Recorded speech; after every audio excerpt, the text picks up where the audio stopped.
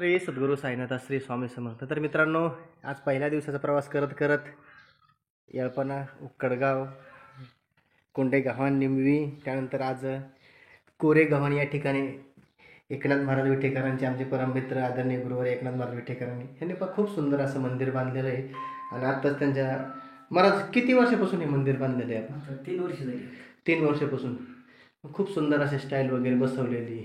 आणि आपण म्हणत होतो या 11 वर्षापासून काय 15 वर्षातून सेवा चालू आहे. 15 वर्षापासून दत्तजयंती चालू आहे. दत्तजयंती सेवा चालू आहे. खरं तर भगवंतासाठी आपण किती करावं ते कमीच पडते. आणि भगवंताची कृपा आशीर्वाद असतातच आपल्यावरती. तुमच्या स्टेटसला मी नेहमी महाराजांचे फोटो स्टेटसला पाहत असतो. आज साक्षात महाराजांचं दर्शन झालं, महाराजांनीच बोलवलं. खूप खूप धन्यवाद. आणि काय महाराजांचं काय त्यांची गिनतीच करू शकत नाही.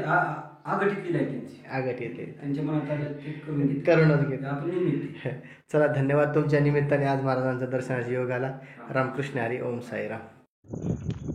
तर मित्रांनो, आमचे एकनाथ महाराज विठेकर कोरेगावांचे जे काही गुरुबंधू स्वामी समर्थ महाराजांचे शिष्य आहेत त्यांनी खूप असा आदर सत्कार केला.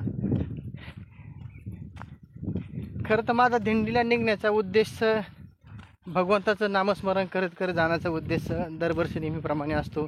ना कुठल्या मानाची अपेक्षा, अपमानाची अपेक्षा.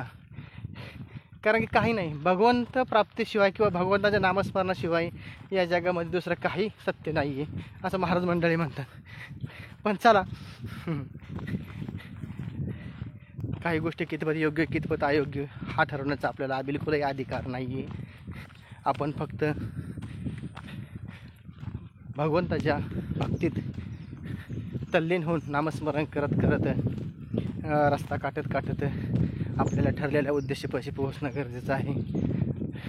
आमच्या वस्तीवरील वहिनी असतील, आई वडील मंडळी, आमचा मुलगा आदी पाहुणे मंडळी, महाराज मंडळी, सर्वांनी आम्हाला खूप खूप शुभेच्छा दिलेल्या आहेत. आणि सगळ्यांनी इतक्या अशा शुभेच्छा दिलेल्या आहेत. नक्कीच नुसत्या शुभेच्छा नाही दिलेल्या, महाराज तुमचा प्रवास सुखकर हो अशी आमची भगवंताची प्रार्थना. तर सर्वांचं मनापासून आभार मानत आहे ज्यांनी खरं तर माझी सेवा काय करावं कोणी. मी सेवा करण्याचा लायक माणूस नाही आहे खरं सांगायचं. आणि काही सेवा करून घ्यायची नसते, सेवा आपण करायची असते. वैयक्तिक क्षमताचा माणूस आहे. खरं सांगायचं झालं तर एकनाथ महाराजांचे जे वडील आहेत, अण्णा म्हणतात, त्यांना संपूर्ण आयुष्य वारीमध्ये घालवलं, भगवंताच्या नामस्मरणामध्ये घालवलं. आणि अभंग मालिका असेल, काकडा भजन असेल, हरिपाठ, म्हणजे त्यांच्या संग बोलून खूप समाधान वाटलं. माणसाच्या आयुष्यामध्ये येणारे प्रत्येक व्यक्ती खरं तर मी अमूल्य समजतो. पहा, कारण की का त्यांच्या आयुष्यामध्ये आलेले त्यांचे अनुभव हे ऐकल्यानंतरच कळतं की खरंच यांनी किती परिश्रम करून किंवा किती मोठी तपसाधना करून आपलं आयुष्य सुंदर असं घडवलेलं आहे. आणि नुसतं आयुष्यच नाही घडवलं, आपलं आयुष्य भगवंताच्या नामस्मरणात घडवलेलं आहे. तर मित्रांनो, आणि ज्यांनी खूप आशीर्वादरूपी प्रेम दिला दिवसभर, त्या सर्वांचा मी मनापासून ऋणी राहील.